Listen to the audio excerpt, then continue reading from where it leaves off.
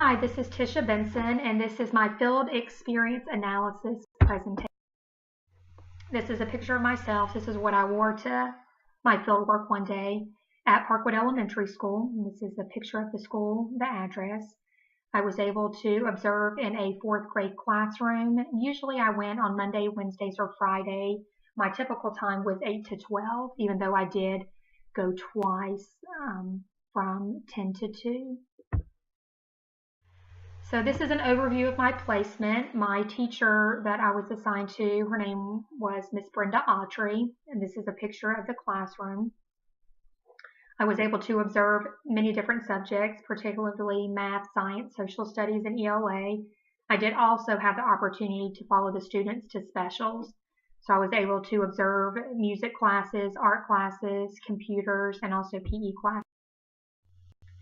So this is an overview of the students. There was a total of 25 students, 15 boys and 10 girls. Out of those 25, there were 8 students that had disabilities. Actually, 6 of those were boys and 2 of those were girls. There was one ESL student. They were serviced twice a week by an ESL tutor that was assigned to Parkwood. These students were on average 10 years old or will be turning 10 years old this school year, and their level of math and reading was anywhere from late 3rd grade to beginning 4th grade. The classroom management system that Ms. Autry used consisted of many different things. There was a set of classroom rules. These were very basic rules that could be applied probably anywhere from 2nd to 4th grade. She also had many wonderful classroom procedures. Some of those were turning homework in every morning to a specific bin that was labeled homework bin. There was also homework assignments that were written on the board every morning. The students would come in and get out their binders and their agendas, and they would write in their agenda what their homework assignment was for that night. There was also procedures in place to go to the bathroom. The student would get a red cup from the front of the classroom, place it on their desk, and go to the bathroom. So Ms. Autry knew if she was looking for a student and they were not in the room, if there was a red cup on their desk, then she knew that they were in the bathroom. And the same thing applied to the yellow cup. There was only certain times that they were allowed to go to the library, but again, Ms. Autry knew if there was a yellow cup on the student's desk that they had gone to the library.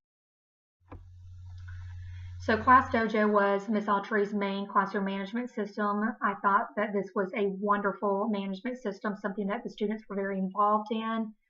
Some examples of this and points that could be earned, she called them dings, were completing math homework, having great behavior in music, and the other one was moving up a level in first in math.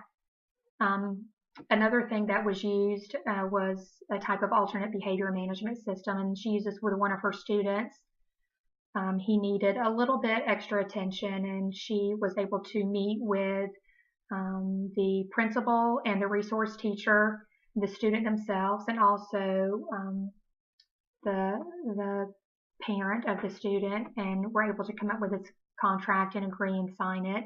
And this was implemented while I was in the room, and really a great resource for the student and the teacher in helping to keep this particular student on track. So this is a type of specially designed instruction, and this particular picture is of preferential seating. And this was used by a student that I previously talked about. This was a great opportunity for this student to be close to the teacher. This gave Ms. Autry the opportunity to keep an eye on him, see what he was doing, redirect him when it was needed.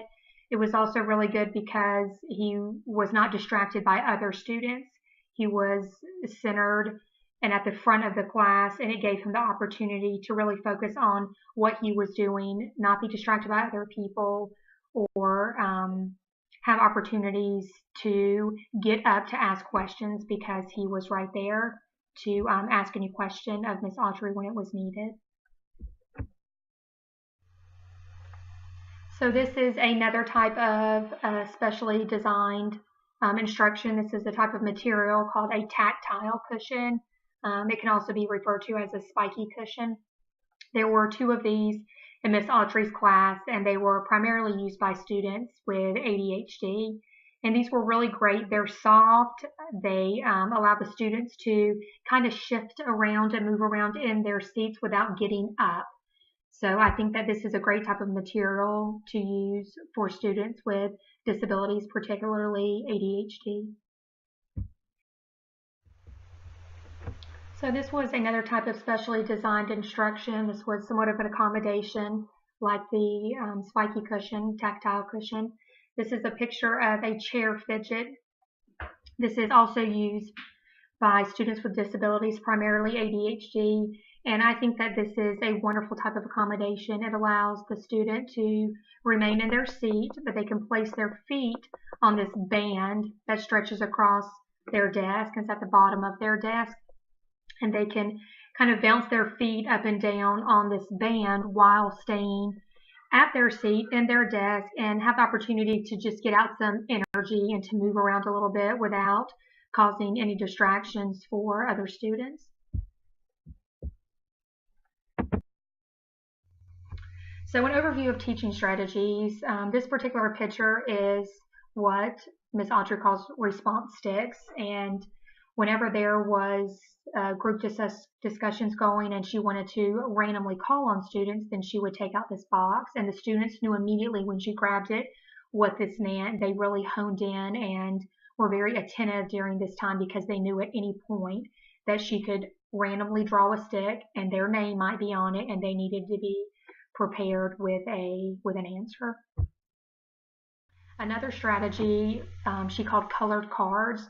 This was great because this was actually done by a student. This was one of the jobs for the week. So when the students came in and they returned to their seats quickly from lunch, there was one particular student who would walk up to the whiteboard where these were hanging, and they would every 5 minutes remove the card that was on front, flip it to the back, and the students that had been assigned these specific colors knew that it was their group's turn to use the bathroom. So every 5 minutes, a new card was selected. The students left quietly to use the restroom and then returned. This usually actually happened during direct instruction and went a lot smoother than what I thought that it would. So I think that this is a wonderful strategy. My favorite teaching strategy I think that Ms. Autry used was called Give Me Five. And this is a type of choral responding, and this was used when usually the students were in small groups and they were getting too loud. They were unfocused. There was too many people up and about. Ms. Autry would simply raise her hand up and say, "Give me five." And it was loud enough for everyone to quickly realize what they needed to do. All the students would raise their hands, and she would wait until all the students' hands were raised and they knew immediately what they needed to do. They needed to look at her. They needed to be still, listen, keep their mouths closed, and to get back on track and refocus. So this is a picture of my classroom management checklist. This was a wonderful assignment and a great opportunity for me to really focus in on the critical components in the classroom. I learned a lot from this assignment. It was a really good time for me not to only observe, but really for me to focus in and look for certain critical components in the classroom. So this is an overview of my data collection assignment. This was a really fun activity for me to do.